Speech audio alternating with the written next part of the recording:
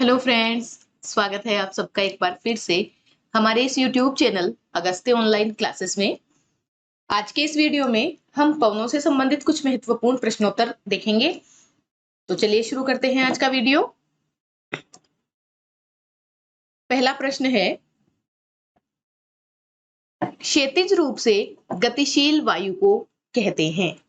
देखिए, क्षैतिज रूप से गतिशील वायु को क्या कहते हैं? तो इसका सही जवाब है कि क्षैतिज रूप से गतिशील वायु को पवन कहते हैं।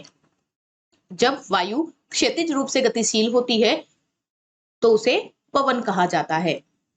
नेक्स्ट क्वेश्चन है, पवनों की दिशा होती है। देखिए, पवनों की दिशा उच्च दाब क्षेत्र से निम्न दाब क्षेत्र की ओर होती है, यानी पवनें उच्च दाब क्षेत्र से निम्न दाब क्षेत्रों की ओर बहती है। नेक्स्ट है, दाब प्रवणता बल प्रभावित करता है। दाब प्रवणता बल किसे प्रभावित करता है? तो इसका सही जवाब है पवनों की गति को। दाब प्रवणता जितनी अधिक होगी, पवनों की गति भी उतनी ही अधिक होगी, और दाब प्रवणता बल जितना कम होगा, पवनों की गति भी धीमी होगी। नेक्स्ट है, निम्न में से कौन सा कथन सत्य है? देखिए, ये नीचे कथन दिए गए हैं जिसमें हमें पता लगाना है कि इनमें से कौन सा कथन सत्य है। तो देखिए, पहला कथन है कि कोरियोलिस बल पवनों की गति को प्रभावित करता है। तो ये कथन असत्य है, क्योंकि कोरियोलिस बल पवनों की दिशा को प्रभावित करता है। देखिए, दूसरा कथन है, इस बल के प्रभाव से उत्तरी गोलार्ध में पवनें अपनी मूल दिशा के दाहिनी ओर तथा दक्षिणी गोलार्ध में बाईं ओर विक्षेपित हो जाती है। यानी कोरियोलिस बल के प्रभाव से उत्तरी गोलार्ध में पवनें अपनी मूल दिशा के दाहिनी ओर तथा दक्षिणी गोलार्ध में बाईं ओर विक्षेपित हो जाती है। तो ये कथन सत्य है। ये कथन सत्य है कि कोरियोलिस बल के कारण उत्तरी गोलार्ध में पवनें अपनी मूल दिशा के दाहिनी ओर तथा दक्षिणी गोलार्ध में बाईं ओर विक्षेपित हो जाती है, और इसी को फेरल का नियम भी कहते हैं। फेरल का नियम। तीसरा कथन है, पवनों के वेग और विक्षेपण में विपरीत संबंध होता है। तो ये कथन भी असत्य है, क्योंकि पवनों के वेग और विक्षेपण में समानुपाती संबंध होता है। तो इसमें सत्य कथन है दूसरा, कि इस बल के प्रभाव से उत्तरी गोलार्ध में पवनें अपनी मूल दिशा के दाहिनी ओर तथा दक्षिणी गोलार्ध में बाईं ओर विक्षेपित हो जाती है। नेक्स्ट है, कोरियोलिस बल के संबंध में निम्न में से कौन से कथन सत्य है? देखिए, कोरियोलिस बल के से संबंधित 4 कथन दिए हुए हैं। हमें उनमें से पता लगाना है कि कौन कौन से कथन सत्य है। पहला कथन है, कोरियोलिस बल की उत्पत्ति पृथ्वी की अपने अक्ष पर घूर्णन के कारण होती है। देखिए, कोरियोलिस बल की उत्पत्ति पृथ्वी के अपने अक्ष पर घूर्णन के कारण होती है। तो ये कथन एकदम सही है। दूसरा कथन है, कोरियोलिस बल अक्षांशों के कोण के समानुपाती बढ़ता है। जैसे जैसे अक्षांशों के कोण बढ़ते जाते हैं, वैसे वैसे कोरियोलिस बल भी बढ़ता जाता है। तो ये कथन भी सत्य है। तीसरा कथन है, यह ध्रुवों पर सर्वाधिक और विषुवत रेखा पर अनुपस्थित होता है। देखिए, अभी हमने पढ़ा था कि कोरियोलिस बल अक्षांशों के कोण के समानुपाती बढ़ता है, यानी जैसे जैसे अक्षांशों के कोण बढ़ते जाते हैं, वैसे वैसे कोरियोलिस बल भी बढ़ता जाता है, और इसीलिए यह ध्रुवों पर सर्वाधिक और विषुवत रेखा पर अनुपस्थित होता है। यह भी कथन सत्य है। नेक्स्ट है, कोरियोलिस बल दाब प्रवणता के समकोण पर कार्य करता है। देखिए, कोरियोलिस बल दाब प्रवणता के समकोण पर कार्य करता है, अर्थात जैसे जैसे दाब प्रवणता बढ़ेगी वैसे वैसे पवनों का वेग भी बढ़ेगा, और जैसे जैसे पवनों का वेग बढ़ेगा तो वो उतनी ही उनकी गति भी बढ़ेगी और वो उतनी ही अधिक विक्षेपित होंगी। तो ये चारों कथन सत्य है। तो इसमें से हम ऑप्शन चुनेंगे डी, 1 2 3 4 चारों कथन सत्य हैं। नेक्स्ट क्वेश्चन है, जो पवनें वर्ष भर एक निश्चित दिशा व क्रम में चलती है कहलाती हैं। देखिए, जो पवनें वर्ष भर एक निश्चित दिशा व एक निश्चित क्रम में चलती हैं वो स्थायी पवनें कहलाती हैं। ठीक है, नेक्स्ट है उपोष्ण उच्च वायुदाब पेटियों से विषुवतीय निम्न वायुदाब पेटी की ओर बहने वाली हवाएं कहलाती हैं। देखिए, उपोष्ण उच्च वायुदाब पेटियों से विषुवतीय निम्न वायुदाब पेटी की ओर बहने वाली हवाएं व्यापारिक पवन कहलाती हैं। व्यापारिक पवन उपोष्ण उच्च वायुदाब पेटियों से विषुवतीय निम्न वायुदाब पेटियों की ओर बहती हैं। नेक्स्ट है हेडले कोस्ट कहाँ पाए जाते हैं? देखिए, हेडले कोस्ट, इसका सही जवाब है उष्णकटिबंधीय क्षेत्रों में। उष्णकटिबंधीय क्षेत्रों में हेडले कोस्ट पाए जाते हैं।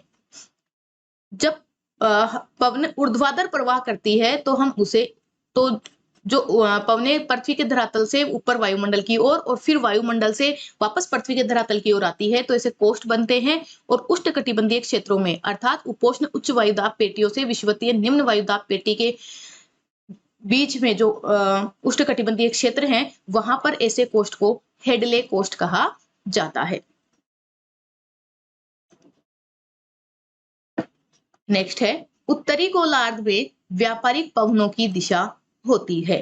देखिए, उत्तरी गोलार्ध में व्यापारिक पवनें उत्तर पूर्व से दक्षिण पश्चिम की ओर बहती हैं। तो इसका सही जवाब है उत्तर पूर्व से दक्षिण पश्चिम, और इनकी दिशा उत्तर पूर्व से होने के कारण ही इन्हें उत्तरी पूर्वी व्यापारिक पवनें भी कहते हैं।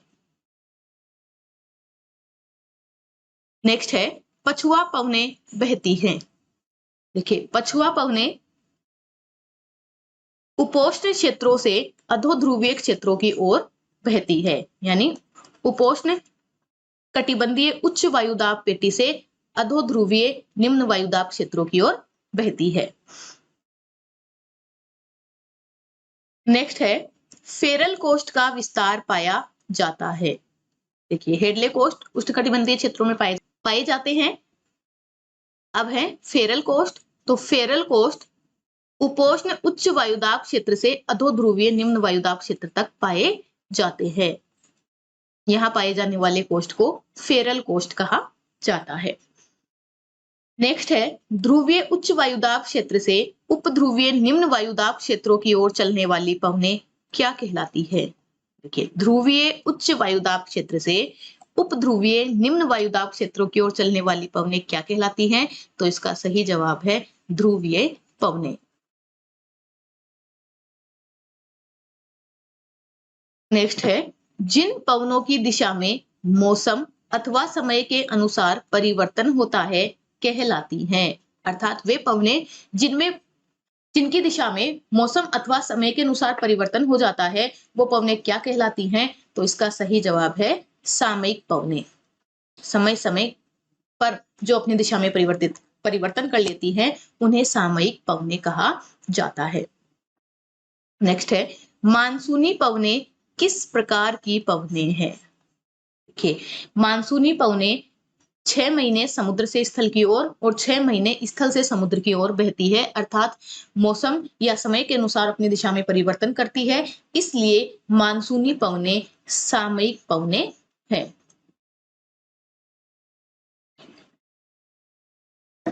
नेक्स्ट है जुलाई के महीने में ITC-Z की स्थिति क्या होती है? देखिए, ITC-Z एक निम्न वायुदाब वाला क्षेत्र है। तो जुलाई के महीने में ये ऊपर की ओर खिसक जाता है, अर्थात इसकी स्थिति 20 डिग्री से 25 डिग्री उत्तरी अक्षांश के मध्य गंगा के मैदान में होती है। जुलाई के महीने में ITC-Z उत्तर की ओर खिसक जाता है, इसलिए इसकी स्थिति 20 डिग्री से 25 डिग्री उत्तरी अक्षांश के मध्य होती है।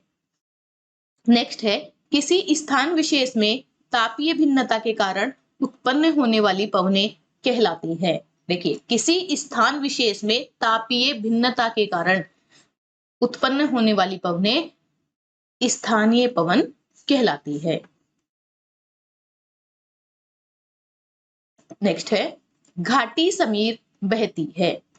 घाटी समीर बहती है घाटी से ढाल की तरफ। इसका सही जवाब है घाटी से ढाल की तरफ घाटी समीर बहती है। देखिए क्या होता है कि दिन के समय में पर्वतीय ढालों को सूर्यताप की अधिक मात्रा मिलने के कारण ढाल अधिक गर्म हो जाते हैं और निम्न वायुदाब के केंद्र हो जाते हैं, वहां से पवनें गर्म होकर ऊपर उठने लग जाती है। तो उन पवनों का स्थान भरने के लिए घाटी से ढाल की तरफ हवा बहने लगती है, जिसे घाटी समीर कहते हैं। नेक्स्ट है चिनूक तथा फोन है। देखिए चिनूक तथा फोन एक गर्म पवन है, गर्म पवन। नेक्स्ट है हिमभक्षिणी पवन कौन सी पवन कहलाती है? देखिए हिमभक्षिणी अर्थात स्नो ईटर कौन सी पवन कहलाती है? तो इसका सही जवाब है चिनूक। देखिए जब चिनूक वास्तव में एक गर्म स्वभाव वाली पवन है, तो जब ये रॉकी पर्वतमाला के पूर्वी ढालों पर से उतरती है उस समय प्रेरी प्रदेश में बर्फ जमी हुई होती है, और चूंकि ये गर्म पवन है तो इन हवाओं के आते ही उन प्रेरी प्रदेशों से बर्फ पिघलने लग जाती है, खत्म होने लग जाती है, जिससे इन पवनों को हिमभक्षिणी पवन कहा जाता है, स्नो ईटर्स कहा जाता है। नेक्स्ट है फोन हवाओं का सर्वाधिक प्रभाव किस देश में होता है? देखिए फोन भी चिनूक के समान गुण वाली हवा है, अर्थात गर्म और शुष्क हवा है, और इसका सर्वाधिक प्रभाव स्विट्जरलैंड में होता है, जिससे बर्फ पिघलने लग जाती है और चारागाहों का निर्माण होने लगता है। नेक्स्ट है गर्म शुष्क व रेत से भरी हवा जो सहारा मरुस्थल से चलकर इटली व स्पेन आदि को प्रभावित करती है, वह कौन सी पवन है? देखिए गर्म शुष्क और रेत से भरी हुई हवा जो सहारा मरुस्थल से चलती है और इटली व स्पेन को प्रभावित करती है, तो वो पवन है सिराको। ये गर्म शुष्क और रेत से भरी हवा है और अपने साथ लाल मिट्टी को उड़ाकर लाती है और इटली में उसी लाल मिट्टी के साथ बरसती है, जिसे रक्त वर्षा कहा जाता है। नेक्स्ट है किस पवन को डॉक्टर हवा की संज्ञा दी जाती है? कि किस पवन को डॉक्टर हवा कहा जाता है? तो इसका सही जवाब है हरमट्टन। हरमट्टन वास्तव में एक गर्म और शुष्क हवा है, और जब ये गिनी के तट पर पहुंचती है तो उस समय गिनी के तट पर जो मौसम होता है वो चिपचिपा और अस्वास्थ्यप्रद होता है, और हरमट्टन के वहां जाने से वहां की जो आर्द्रता है वो खत्म हो जाती है और वहां के निवासियों को उस चिपचिपे मौसम से छुटकारा मिल जाता है। इसलिए हरमट्टन को डॉक्टर हवा की संज्ञा गिनी के तट पर दी जाती है।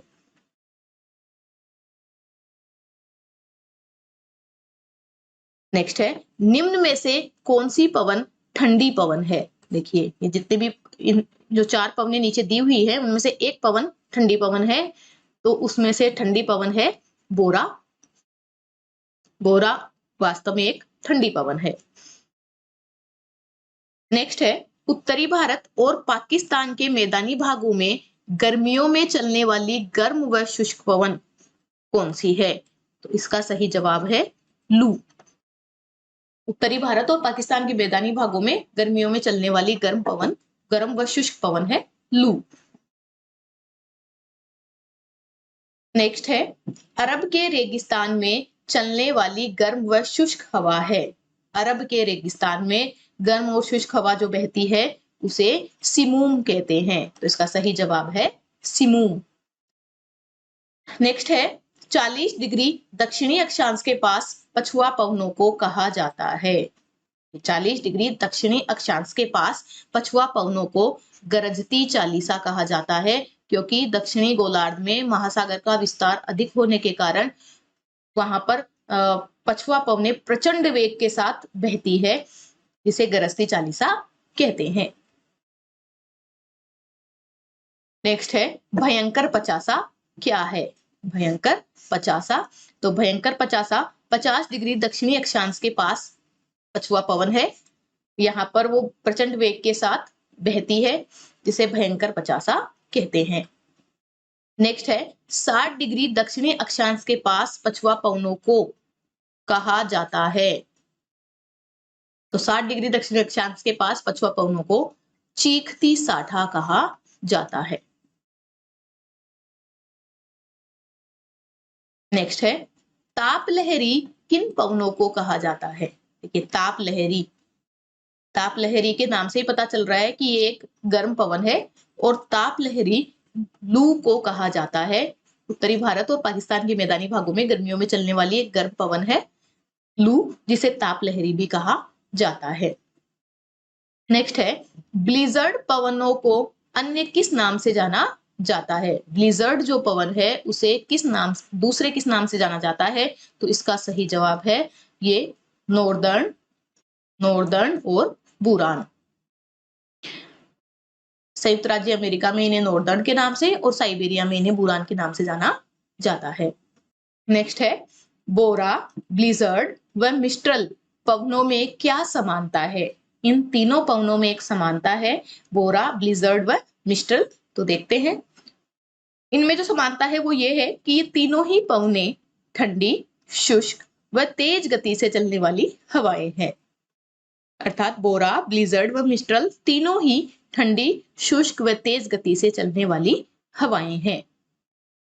तो ये था हमारा आज का वीडियो। अगर आपको हमारा आज का ये वीडियो पसंद आता है तो आप इसे लाइक एंड शेयर करें और हमारे चैनल को सब्सक्राइब करें। धन्यवाद।